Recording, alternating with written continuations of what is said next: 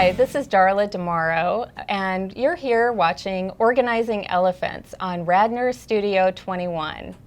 This is the show where we learn smart, sanity-saving hacks from women who are smart, busy, and accomplished, and might be your next-door neighbor. And today we are meeting with my friend and also my colleague, Linda Hershman. And I'm going to let you introduce yourself because you have a great title and a couple of different things that you do. So share with us, start with what you do, please. Certainly. I am a licensed marriage and family therapist. I have been in private practice for many years now. I recently started a group practice, the Couples and Family Wellness Center, so that we can really serve as a full service provider for the community. Great. And you actually have a couple of, I don't think they're side projects, I think they're actually central to what you do, but you focus in on divorce. Tell me a little bit about that. Yeah, certifications. I specialize in something called Discernment Counseling, which is brief counseling, usually 1 to 5 sessions, for couples who can't decide whether or not they want to work on their marriage. It helps them choose one of 3 paths, whether to do nothing right now and revisit it at a later time, move towards separation and divorce, or agree to commit to intensive couple counseling. And I love that you have focused in on that, have offered that now to your clients, because like what we do at Heartwork Organizing, that is something very specific to a period of time in your life. And you may not even realize that there's somebody out there that can help you with that. Is that why you started that particular piece of the business?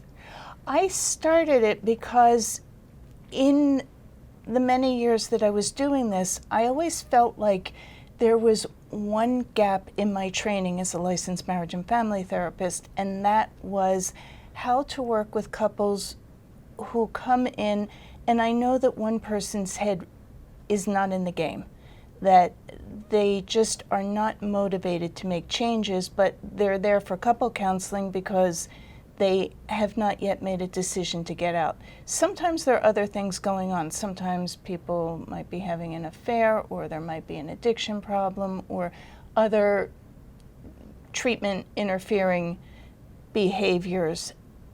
But generally, when those couples would come in, marriage counseling never worked. They would come for a couple of sessions. Mm-hmm. Because there was no motivation, the person who was leaning out would not do anything in between sessions or really engage in the counseling. And so after a few sessions, I wouldn't see them again, or they would say, well, the therapy's not working. And several years ago, I read an article by Bill Doherty, who's one of the leaders in the field of marriage and family therapy, addressing exactly this problem. And he developed this protocol called Discernment Counseling to discern what to do about your marriage. And I thought, that's what I need to learn. And at the time, he was developing and testing the protocol at his counseling center in Minnesota, but I sent an email saying, I want this training, let me know. So about 2 years later, I got an email saying the training is now available to therapists outside of our area. I jumped right on it, and I did the training, and then I went on and became certified, and I was the first certified discernment counselor in Pennsylvania. There are actually only 2 of us who are certified. Mm-hmm. And there are literally, I think, 5 therapists who are trained to do discernment counseling in Pennsylvania right now. Well, I love that story, Linda, because you just shared a whole lot about tools that people might not know are out there, what you do specifically, but you also talked about something that I think a lot of professional women and women in general, people today in this day and age, run into, and that is information overwhelm. I wanted to ask you about how you decide where to get your information and what do you do with that. And you just shared a little bit about finding this whole new this whole new area of study and searching out the person who started that and getting that information. That's a really interesting and actually inspiring story. But can you talk a little bit more for us about hacks that you found in your practice or in your daily life on how you manage information? I am a member of a couple of professional organizations, and I get the professional journals, which generally offer not only articles about new therapies, but evidence-based protocols that are coming out. And there is a specific magazine called the Psychotherapy Network that is beautifully written. I started reading it before I was even a therapist. It was that interesting and that good, and that is where I get a lot of information about how people are using new therapies and whether it strikes my interest as something I want to pursue when I need to go to a workshop or get continuing education in something. So if I could just add on, I mean, when you talked about that journal that you really enjoy reading and the fact that you were reading it before you even were required to, your face lit up. And I love that when we find something that we're interested in and when we find something that gets our juices going, our creative juices or our problem-solving juices, then I find very often that it shows on our face. Do you find that with the people that you work with too? Yes, absolutely. As you were saying that, I was thinking about my work with my clients, and especially clients who are not satisfied with where they are in life and they want to make changes, but they're not sure what that change is. I pay attention to what lights them up. And when I see that, I stop them and I say, that. Tell me more about that. Yes. Yes. Yeah, and I think everybody needs somebody in their life who can do that for them, whether it's a friend or a relative or a counselor, whoever it is. Somebody, should be on the other side of our face saying that is what you should be looking at and pursuing and enjoying, right? Yes. That's awesome. So I want to back up just a step, and one of the reasons that I asked you on this show is because I know that you have not always been an LMFT, and I find that your career change was very interesting, and I know that a lot of our audience are women who are either thinking about career change or feeling stuck or have maybe recently made a change and they're trying to juggle a lot of elephants. So tell me a little bit, if you don't mind sharing, about where you were and why you made the decision to change careers. I was selling industrial safety equipment. And there's not a lot of chicks in that industry. I am probably the only LMFT you'll meet who can fit test a respirator, get you out of a confined space, and respond to a hazmat incident. Alrighty, you're on my team. Good to know, right?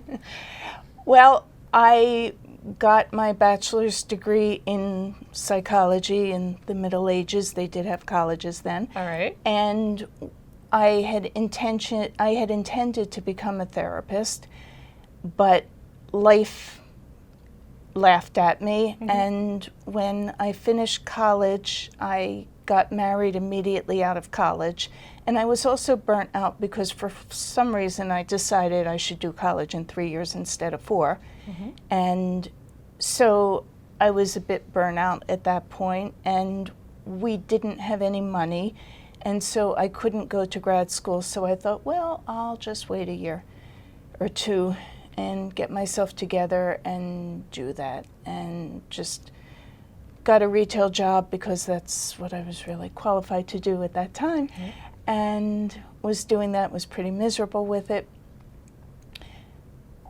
was very stuck in my career, so I did what many of us do when we're stuck in our careers. I said, I think it's time to have a baby. Had a baby, and after a couple of years, got a divorce.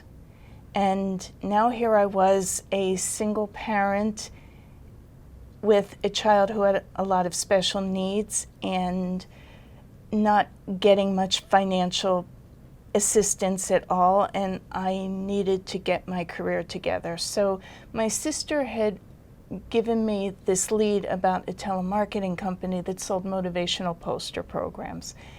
I walked in there and I looked around, and the sales floor was almost all men. Now, this was in the mid-1980s, early 1980s, actually. And how old were you then? I was 27. Okay. And I looked at this floor of men, and I thought, if it's all men who are doing this, they obviously are making a living and supporting families, so this is what I'm going to do. And that's how I got my first job, and did extremely well with it. Stayed there for about 4.5 years. Had been made a major accounts manager. One of my contacts, who was the safety director for a major company in Lancaster, called me one day. He said, "Are you ready to go outside? Because I know a company that sells industrial safety equipment that is looking for an outside sales rep, and they know about you and they want you." Awesome. And that was the start of what I did until I was 40 years old. So that's back to who you know, right? Yes. All But then about the networking. Then you So, made a change. Well, I never forgot that I wanted to be a therapist. And I had always said to myself that when my son gets into high school, or when my son graduates high school, I'm going to go back and do this. And at that point, getting a master's degree was a big piece of unfinished business in my life. And as I got older, it was feeling more and more unfinished. One day in 1994, January 1st, 1994, my parents and I were having breakfast on New Year's Day, and they were telling me that my brother was considering a career change and going back to school. He ended up not doing quite that, but as my parents were telling me that, I said, "Oh, that's really interesting, because I decided that I'm going to go back and start graduate school." Did you know you were going to say that? As the words were coming out of my mouth, I was thinking, I did? When did I decide this? How am I going to pay for it? Where will I get the time? Because I was in outside sales. I was driving 100 to 200 miles a day. I had to be in Baltimore at 8 o'clock on Monday mornings for sales meetings at certain points. But as I was saying it, I suddenly was committed, and everything shifted. And then it was a question of doing the research and making a decision. I'm going to follow the breadcrumb trail, take this one step at a time. I found a graduate program that, number one, I really liked. Number two, had a schedule that would work for me.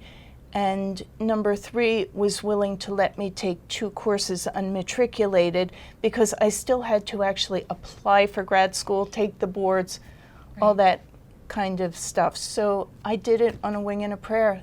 So I just want to interject here, because at that point, I really think that words have power, and when you say things outside your head, rather than keeping them inside your head, they sound differently, and you end up acting differently because those words have made it out into the universe. Don't you think that's true sometimes? Absolutely. Oh my gosh, certainly in your case. Okay, so you get to grad school, you're not quite in yet. I take my first course. I fell in love with it. I knew I was where I was supposed to be. I still didn't know how I was going to keep doing it, and I certainly didn't know how I was going to make the change, because here I was in outside sales and working on straight commission and supporting myself and my son and living a very nice life doing it, having a company car, an expense account, and I found out what newly minted grad students make as counselors, and I thought, this is impossible. But it didn't even matter, because at that point, my goal was to do grad school. So I was in grad school, and a short time later, I met a guy in a parking lot. We had a very long conversation. I was not dating at that time. I had a very full, very happy, very fulfilled life. Had gotten past the point where I was interested in meeting somebody and getting remarried. But we clicked, and it got very serious very fast. We got married. He was incredibly supportive of my efforts. Were you still in grad school at this point? Oh, yeah, for the next several years. That's so tough. Yeah. And there were times when I said to him, this is too much. I don't think I can do this anymore. Maybe I need to stop, or maybe I need to step back. And he would say to me, just go to class tonight. Oh. And I said, okay, that I can do. And you know what, right there again, these productivity hacks, these organizing ideas that I want to get across, your whole life that you're outlining is that. I mean, we don't always have to have it figured out. It's just do today. Yes, right? Just follow the breadcrumb trail. Do what you can do. Look at what is right in front of you today. Right. Yes. Some productivity experts use the sentence, just do the next right thing. Exactly. Just do the next best thing. Just do the best that you can do. But what are you going to do? You're not going to stop. You're halfway to your goal. I like the serenity prayer, which tells you, grant me the serenity to accept the things I cannot change, the courage to change the things I can, and the wisdom to know the difference. Right. And when I'm working with clients, I will tell them, make 2 lists. In this particular situation, write down everything you cannot control, and I'll work with them on that. And they will write those things down, and then I'll say to them, read that list over once, then I want you to crumple it up and throw it in the trash can, because we have just agreed you cannot control them, so you're going to stop trying. Now let's make another list. What are the things you can do something about? That's what we're going to focus on. Brilliant. That is brilliant. And you don't have to fix the whole world in a day. Just do today. And I also live by and communicate to my clients that when you set goals, they need to be doable, no matter how small they are. Right. I don't care if it's a teeny, teeny, teeny, tiny step. I want you to set yourself up for success. Right. And for me, sometimes the goal was just get in the car and go to class. That's right. And when I finished my master's degree, I was still in the situation where I needed to work full time, and my husband said to me, I'm going to take a risk on you. He said, just go get a job. I don't care how much it pays. I will make up the difference for 1 year, and we'll see what happens after a year. So I went and I got a job as a family therapist in the Badlands in North Philly. I loved every second of that job. It paid absolutely nothing. I didn't care. I was never so happy in my life. And 3 months into it, I got promoted, and then more opportunities came and more opportunities came. And after a while, I realized I now have a viable career. This will work. And just, again, the change on your face between getting all the way through to your goal, which was getting through grad school, and then seeing the change on your face as soon as you say, and I got my first job. You lit up. I love that. And it was, it was those one after another decisions that you had to make every day. And they can feel overwhelming for people. I know a lot of people that I know, people that I work with. That's what you do as well, is to help people say, I can be overwhelmed, but I can still do what I need to do. Right? Exactly. The goal is not to be without fear. Right. The goal is to feel your fear, pay attention to the information, and then do it anyway. Okay, I'm getting a t-shirt with that written on it. That is exactly what we need to come away with here. All right, we have a few minutes left, so I want to kind of bring it down to things that people can really walk away with. Tell me some things that maybe nobody else knows about how you keep yourself productive, how you keep your household going, because as you said, you did raise your son. He's an adult now. You've still got, a husband at home. You've got yourself and a busy practice. And so what makes the difference for you? How do you stay productive? How do you keep yourself organized? Well, my best hack for keeping my household going is if you wait long enough, your kids will grow up. There you go. I love it. And that's one of those things you can't control, except you can feed them well and Right. keep them safe. Right. So that will happen eventually. Yeah. As far Is that another way to say don't sweat the small stuff? I'm not sure that's exactly what I'm communicating. It's more that I'm in a fortunate situation because I have a lot of things now that I don't have to worry about anymore, like chauffeuring my child Right. around or getting a call from the teacher saying, I really need you to come to the school this afternoon now. Yeah. Yeah. So you deal with those things when you're in the So moment, you but deal it with won't those always things be in like the that. moment. My number one mantra for being self-employed is I have always run my business like a business. I have dedicated hours that I work. If you ask me what is your schedule, I can tell you what my schedule is. It doesn't mean I never deviate from my schedule, but it means I have a structure set up. When I'm working, I am working. And I'm very fortunate because we, at a certain point, decided to build an office onto the house. So I have the luxury of working from home, but it's a separate space. And once I go through those doors, I am at work. And I taught my son when he was young, and I had a home office as a salesperson. And I taught my family when I became a therapist and started working from home that when I'm in that office and the door is closed, unless there's blood or fire, I'm not here. Yeah. You don't know I'm here. And so it's really important to commit to treating your business like you work for somebody else. Right. I think it's so important to respect your small business. Let's be honest, you and I both have small businesses. Yes. It's never going to be huge, right? We work in the land of large businesses, and that's okay. But whatever size your business is, respect it, right? Yes. Treat it like a business. And I agree with you. A door makes all the difference. Yes.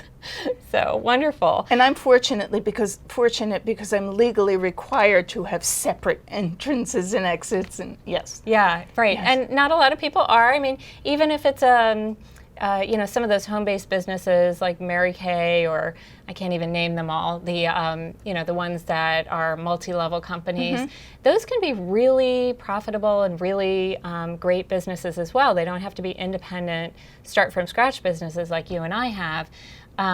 But respecting it is so big of a deal, I think. I always find it interesting and a little disturbing when I call other therapists for consults or case coordination or for whatever the reason, and they'll answer the phone and they're yelling at their kids and the dog is barking, and I get that they have a family life, but I ask people, is this a convenient time?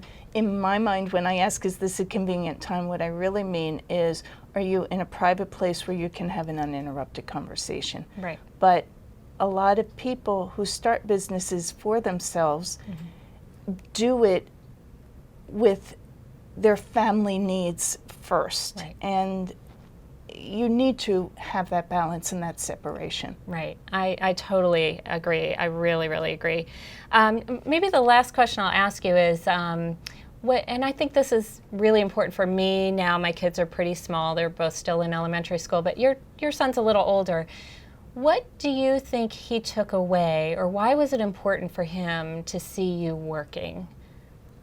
Well, there's kind of an interesting story behind this. My son is almost a middle-aged person at this point, quite frankly. And what he saw, first of all, was my strength as a woman and as a single mother, because I was a single parent from the time he was 4.5 until the time he was 14. And he saw that I did it myself, and I was able to keep things calm and organized and running well. And interestingly, my son decided about 2 years ago that he wanted to change careers. He really wanted to be a special ed teacher. He identified that was his passion. And for the first couple of years, for 2.5 years, he has been working full-time and he had been going to school at night and taking classes. He is a couple of weeks away from finishing his associates. He's been accepted and is transferring to Westchester in the fall, and both sets of parents have agreed to help him so that he can go full-time for the next couple of years, and he's on track to get his degree and make a career change basically at the same age that I did it. And so you left a real legacy. You were really... Apparently this is what we do, and this is how we roll. Well, it's called life, right? It's called life. You don't have to be stuck. And there are many times that he'll call me and he'll feel really overwhelmed, and I'll be able to say to him, just go to class tonight, or just write this paper, or just do this step that's right in front of you. Again, my favorite expression is follow the breadcrumb trail. There you go. There you go. Any one or two last organizing hacks you want to throw out there for us? The one thing that is really important to me, that is the number one question my clients ask, is how do you not walk around? You listen to people's problems all day long, and I also do a lot of trauma work. Mm-hmm. So I hear horrendous stories day in and day out, and clients want to know, how do you not walk around with that? How do you separate yourself? I'm so glad you brought that up, because I actually wanted to know that too. And not only in the counseling sector, which you're in, a lot of other people carry that around too, whether they work in healthcare or there's some kind of helper to maybe somebody else in their office. So yeah, how do you, because that is your job, to help people through their stuff without taking it home with you. Right, and we women in particular tend to take on and feel responsible for everybody. And you said one thing that's really important. This is my job. Mm-hmm. I love my job. I care very deeply about my clients. Mm-hmm. However, it's not my life, and I keep that space between where my life stops and their lives start. Mm-hmm.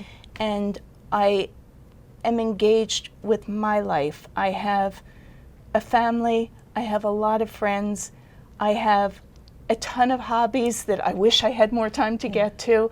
As you know, I love to travel, mm-hmm. and if I get a spare minute and a spare dollar, I'm off on a plane somewhere. Mm-hmm. I go to the gym regularly, and so I make sure to stay engaged in my life. So you're taking care of yourself, but it's not a selfish, I have to take care of myself. It's a way to actually allow you to help other people even more. Exactly. I can't be good for other people if I'm burnt out, and if I'm worried about your problems, how am I good for the next person who's sitting in the chair? Right. And if you're always wrapped up in drama, how can you keep your house organized? How can you be productive in your job, right? Right. It all wraps back into each other. And quite frankly, my clients are not walking around worried about me. Good point. Good point.